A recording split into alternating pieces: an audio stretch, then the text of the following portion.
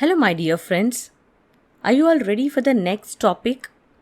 Today, let's discuss about the difficulties in life. If there weren't difficulties in life, there wouldn't be success.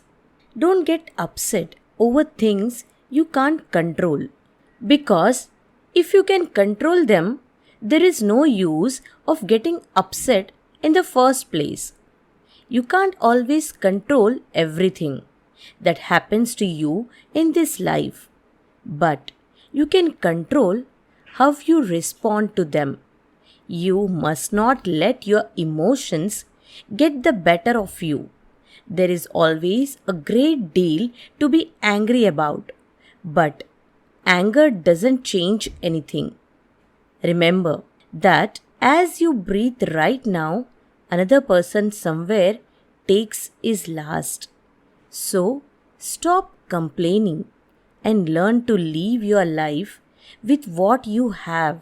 In all you do, your focus must be for a cause, not for applause. Don't strive to make your presence noticed. Instead, just make rather your absence felt. The storms of life will always not be over, but always be grateful to your Maker that you are among the living today. As you enter the weekend, don't allow your past to enslave you.